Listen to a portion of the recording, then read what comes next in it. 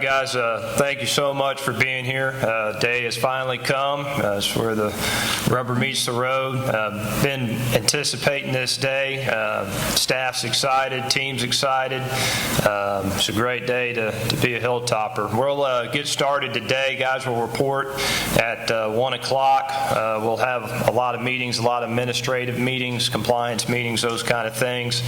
And then we'll get rolling tomorrow with about a 10 a.m. practice, so looking forward to that. Got 105 men that'll be at camp with us. Feeling pretty good about the roster. I think we got some good depth in a lot of our positions. There'll be a lot of good competition, and looking forward to getting things going. So with that being said, questions?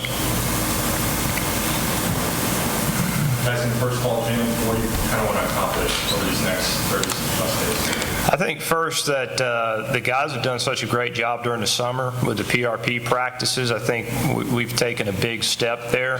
So really it's more about, getting the guys ready for all the situations they're going to be in. There's so many things that come up during the season, making sure that we leave no stone unturned, and our guys are well trained. And there's a couple positions that will still compete, the quarterback position being one of them. There's a lot of young guys that'll be a part of our team that we need to evaluate and see. So we'll give those guys a lot of early reps to see if they can help us this season. But for the most part, feeling pretty good where we're at. We just need to get our team in the game ready. Everybody's talking about quarterback. What are maybe some of those other really big specific position groups that you're paying close attention to early as far as battles go? On the offensive side of the ball, the receiver position, we got 3 young receivers that just came in during the summer. We got to see if those guys can help us. We're excited about those guys. Competition brings out the best in everybody. So I think that'll be one of them. The running back position, we need to continue to evaluate guys there. There's probably 4 to 5 guys that we need to hand the ball to and let them see what they can do with it. Feel pretty good about the offensive line. We got some younger guys that just need to get reps, and we need to take a look at. And then obviously the quarterback position we'll continue to evaluate through camp. Defensive side of the ball, feel pretty good about where we're at, where our depth is. The back end and the secondary, probably need to take a look at some of those younger guys as well. We'll, like what I talked about with the situations and different things, you get in your nickel packages, some of those things. We'll look at the younger guys and some of our current players to kind of see if we can move guys around in case we get injuries and all that kind of stuff. Do you have a timetable for when you'd like to name a starting quarterback?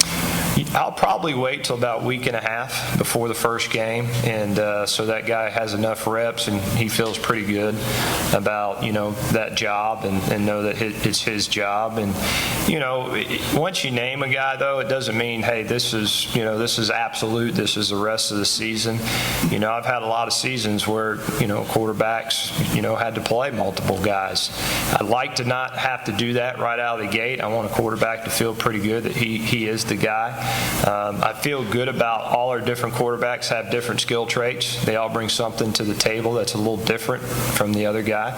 And so, we just got to work through that process. But it'll probably be about a week and a half before the first game.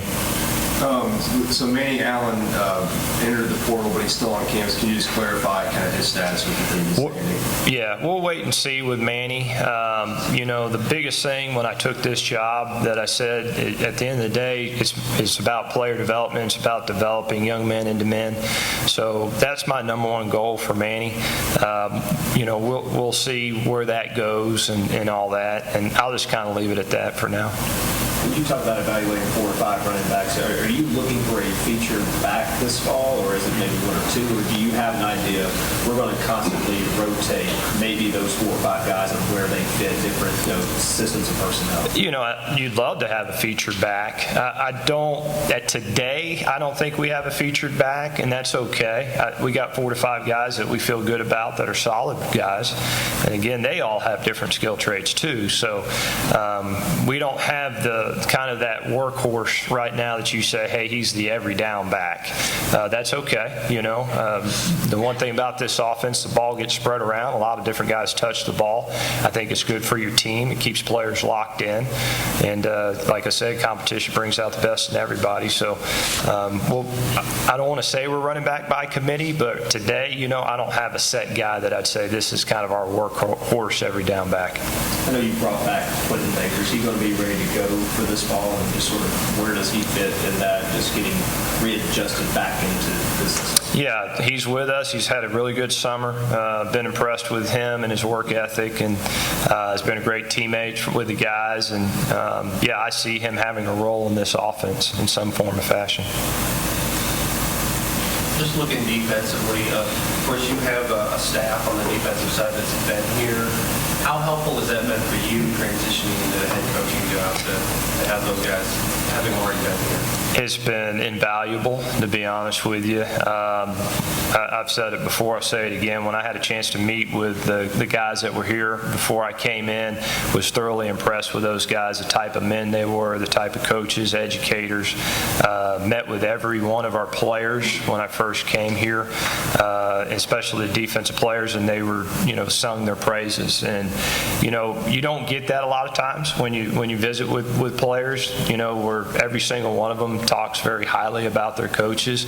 And as I got to know them as well, it was something that I'm really glad I did. I do think it made it a smoother process for me to know, hey, that side of the ball has been established. They're going into their third year. You know, there's a lot of things they still want to accomplish, you know, and I think we're, you know, scratching the surface of what our defense can be. And so it's been a pretty smooth transition as far as that goes. Kyle, year after year, the tight end position has proven to be pretty good here.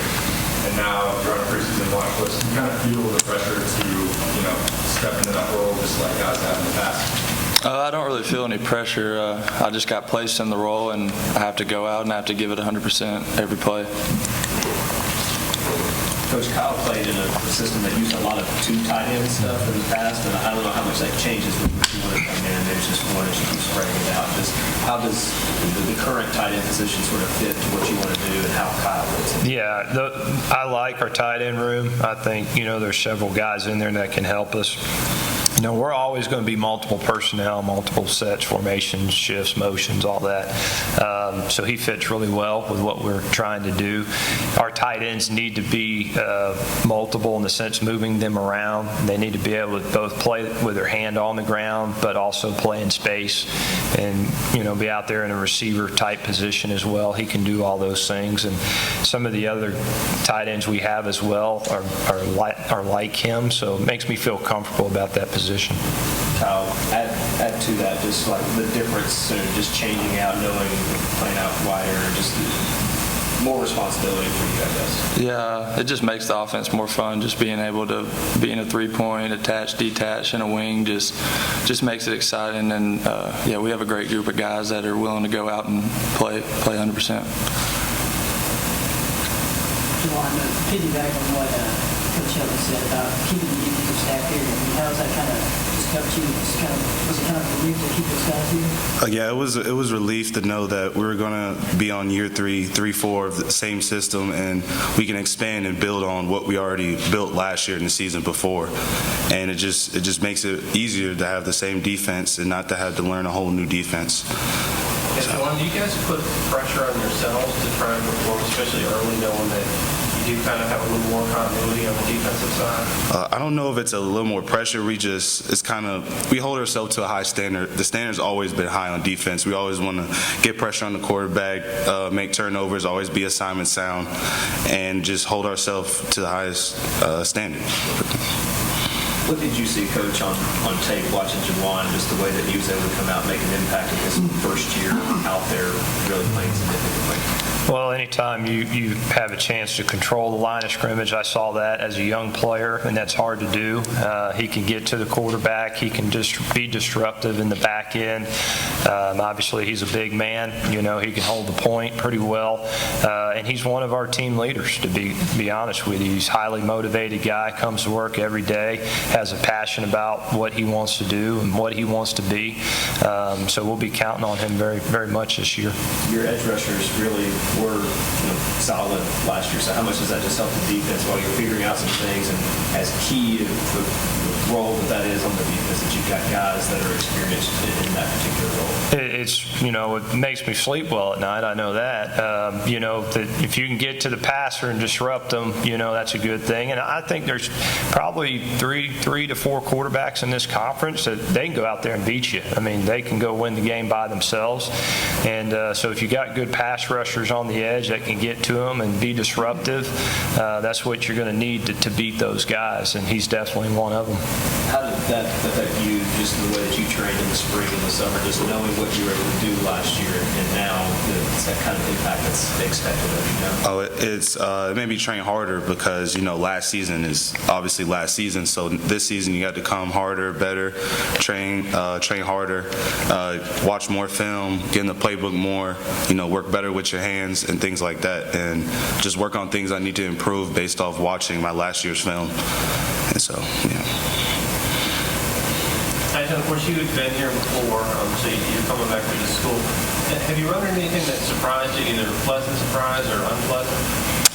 Been a lot of pleasant surprises. I haven't found one unpleasant, to be quite honest with you. The first thing that stood out to me is the amount of growth on campus that we've had in just a short amount of time, the 3 years I've been gone. I mean, you got a new dorm with Hilltopper Hall. That's a great facility. That's very impressive, helps us in recruiting, some of the enhancements on campus. And so from a coaching standpoint, you see that, and it excites you because you have somewhere to recruit to that's a very, very nice place. And when people set foot here on our campus, that's the first thing they notice is how pretty the campus is, how welcoming it is. So for me, that made me feel good. When I walked into the room the first time and talked to our football team, I had the very same feeling that I had in 2014 when I came in. I felt like those guys were wanting to win. They were passionate about winning. They were willing to do what it takes to win. They were highly motivated, and so that made me feel good right from the start. And that has progressed from spring and summer. I think the guys have really taken the reins. We got some good team leaders on our team. Does that equal to wins? We'll find out, But if you're pulling in the same direction, everybody believes in each other, usually it's going to work out for you. Coach, you've been alongside Brian Ellis throughout his young career. Having him back here, what are your thoughts on him? Of course, the offensive guru like you yourself. Just having him back here to lead the offense, just what are your thoughts coming into year one back? Did he pay you to say that? He did not. Where's he at? No, I've known Brian since he was 18. Was right from the get-go, as a player, you just could tell, hey, this is a guy that has the it factor. He's special, and he's done a great job in his coaching career. Everything he's ever been asked to do, he's excelled at. He's mastered his craft. I knew early on as we worked together that I was hoping one day if I was able to be put in this position that he'd be along with me. So it's been really good. When I was here before with Coach Brom, he was such a great mentor and a great friend, and I really felt like that was the reason why we had a lot of the success offensively. There was a lot of camaraderie there, a lot of trust.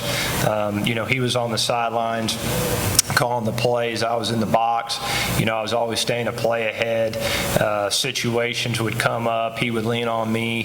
The advice I would give him, and then getting a chance to watch him operate, see how he handles the games, all those kind of things. And so I had that same trust with Brian. And, it makes me feel good as a first-time head coach that, hey, I'm going to be on the sidelines calling the plays, but I got a guy in the box. I got eyes in the sky looking down, and kind of have that same formula, the same format. It makes me feel good. Tyson, is Jeff your biggest influence, or is it family? You obviously have a lot of football ties. Well, obviously, my father is first and foremost, and he's on staff with us here. He's going to be an analyst. He's been a coach for 46 years. Everything I've dreamed about, he's done twice, is what I like to say.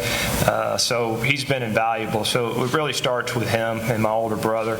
But outside of my family, Jeff Brom has probably made the biggest impact for me as a coach. It went beyond just the professional relationship. It was a personal relationship. Our families are close, and when you hit those bumps in the road and those hard times, and you got a guy that you can walk through it with, it's important. And Jeff Brom was definitely that for me. Juwan, with the way last season went, did you take any motivation from that to prove that last season was more improved than anything? Well, yes. So I want to prove that last season what I did was not just anomaly, like you said. I want to be able to do it for the next couple years that I'm here at WKU, be able to produce and help our team win in the end. A lot of teams have a motto that you guys have internally within the locker room. You guys have a rallying cry this year. Yeah, we actually have two. The first one is just win. I know it's pretty basic, but I remember Al Davis with the Raiders, who used to say, just win, baby. And they won a lot of football games. It was pretty simplistic, but that's what you're here to do, is to win. And sometimes I think you get all these rallying cries and sayings and all that, and that's great. That's for the fans more than anything. We're here to win football games. So you'll see that up in the facility a lot. And the number one other thing we do is what we call WIT, and it's whatever it takes. And so those are our two sayings this season, is just win and whatever it takes. Can you speak more on the battle at linebacker, just as you're replacing those guys, and you brought in some new ones, moved some guys from different positions back to where they played, and just what that battle specifically looks like this fall? Yeah, I won't talk about one particular person, but I think we have several guys that, can play the position. How Coach White has the defense set up, your two inside backers are interchangeable, so that helps a lot. Kind of more of your box players. And then we, with our nickel player, our outside linebacker will position, those guys have a lot of flexibility in there as well. We've added bodies and some older bodies there. And, one of those guys is a transfer from Louisville, and we'll see how he does as he competes. And then we have another young man that transferred from Georgia, and he may or may not be eligible. We're waiting on the waiver right now. We're keeping our fingers crossed. But the guys that have been here have done a great job of developing. Coach White's done a great job in the spring and summer with them. So, you lost a couple guys there last year. They had a lot of playing time, a lot of reps. And so I'm excited about the position. There is some youth there. There's not a ton of game experience there, but I do like where we're headed in that position. Any chance that Eli Brown, even later in the year, could work back into that, or is that something? There's always a possibility. I never count anybody out. Even when he got hurt, I always joke with him about, all right, I'll see you here game one, even though I know it wasn't game one. But we'll continue through that process. If he can go, that's great. And if he can't, then we'll continue to rehab him and get him ready for the following season. Any other questions? Yeah, Coach, just looking at Conference USA overall, it's always been kind of a fairly balanced league.